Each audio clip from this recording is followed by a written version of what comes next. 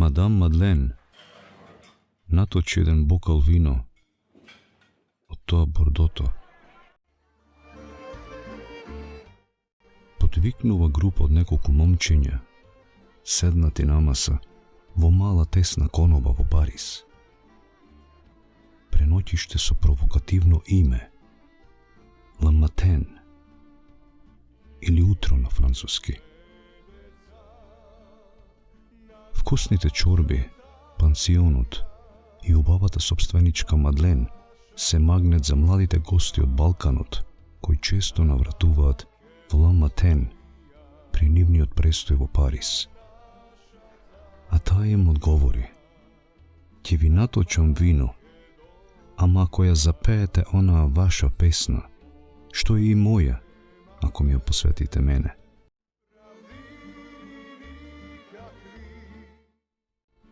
Колку е добра оваа мадам Мадлен. Да не се големи нашите идеали и обврски, би останал за секогаш во овој голем град, што има душа како и нашиот народ. Екнува текстот на песната На алеи, ме Анџико Мадлен од црното вино. И ние имаме право да живееме.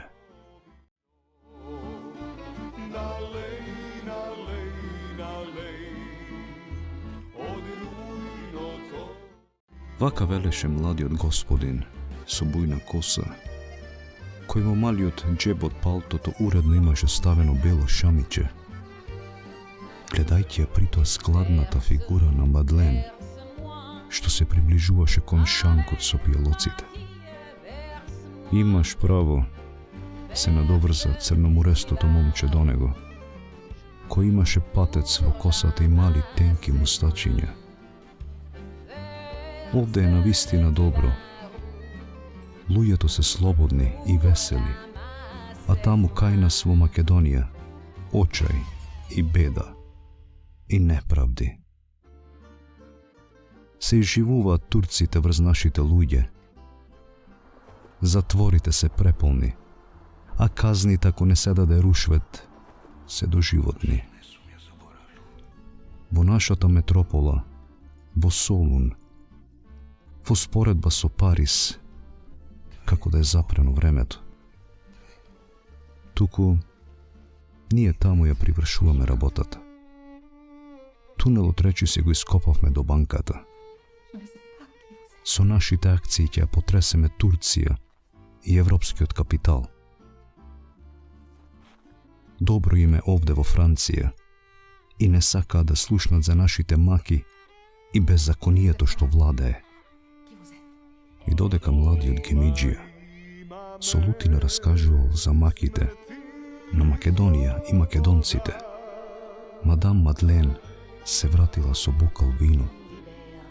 Ги послужила, но им рекла дека сега ним им е редот да им испеат омилената песна. Песната што им се допаѓала на меанџиката.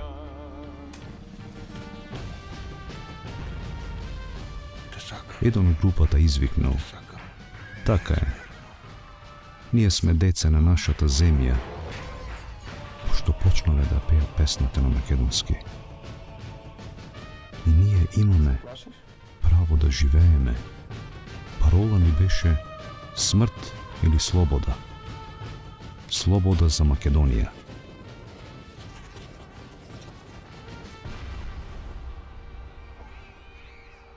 Така рефренот на леј го пееле развлечено. На место меанџике додавале Мадлен, а потоа го забрзувале ритамот кога ја потпевнувале. Слобода немавме, правди ни никакви. Кога баравме, в затвор се најдовме. И така пејќи песната, групата млади македонци побарале да им се придружи мадам Мадлен за последен пат да ја отпеат песната.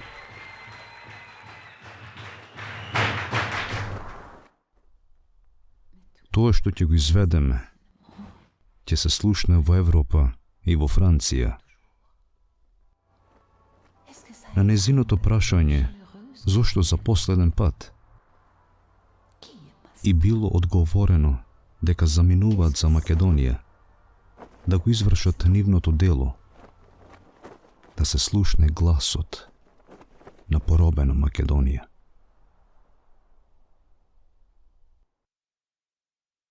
Тоа и порачале младите македонци на французинката.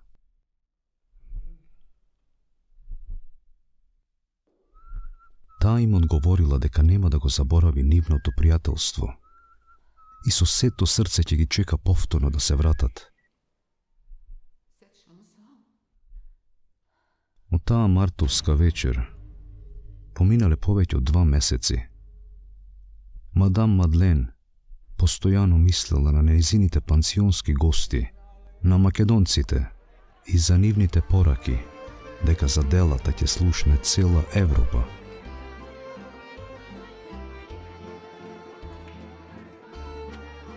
Читајќи ги секојдневно весниците, Мадлен дознава за атентатите во Солун, за бродот Гвадалкивир, за банката. Кога се фатени 4 од атентаторите, се дознали приказната дека тие не сакале да повредуваат луѓе, туку да го свртат вниманието на состојбата во Македонија.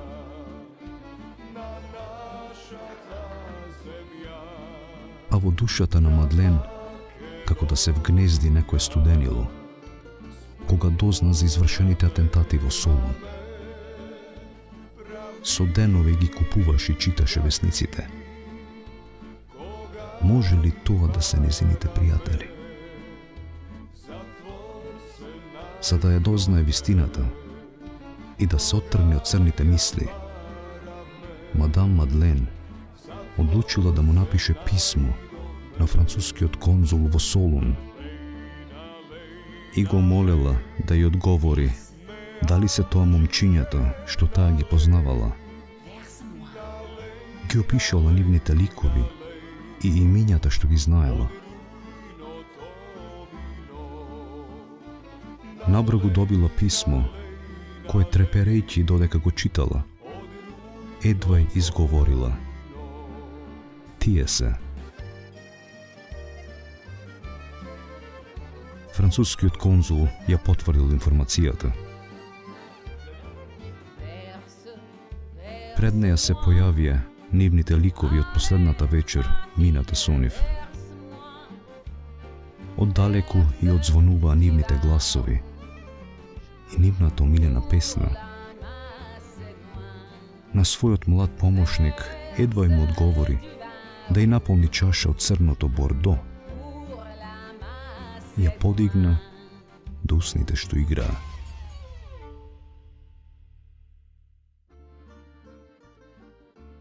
Момци, пијам во ваша чест и за вашата Македонија. Секогаш ќе ве почитувам и никогаш нема да ве заборавам. Ќе живеете со мене, а јас со спомените за вас. Како да ја слушна песната и незаборавниот рефрен: Налеј, налеј, Мадлен. Црното вино ја распара душата. Се разля голема, тешка тага во градите на Мадлен. Тага за навек. Останала на своето ветување, дека никогаш нема да ги заборави и секогаш ќе ги почитува и сака незините македонци. Умрела пред почетокот на Втората светска војна во 1939 година. Никогаш не се омажила. Гостите ја познавале како дамата што не се насмевнува. Солунските атентати биле серија бомбашки напади во Солун, извршени од 28 април до 1 мај 1903 godina. Od strana na Gimidžijite, anarhistička revolucionirna grupa. Cilj ta novije napadi bile da se napadne najznačajniji evropski grad v Osmanlinskata imperija, za da se privleče vnimanije na golemite sili vrst makedonsko vprašanje.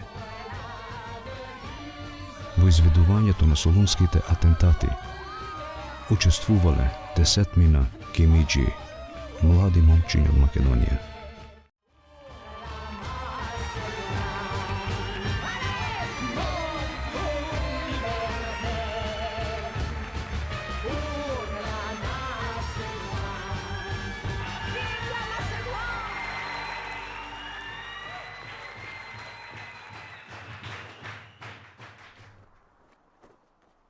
Mais tout est parti assez passionnément, et juste pour elle, et pour toujours.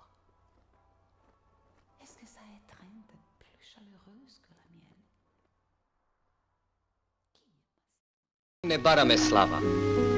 Dosta je ako jeden den ludje to ne razberat. I namesto spomenik neka tamo kade što će zagineve, ni ostavate jeden cvet. Eden cvet? Eden cvet s obojana srce.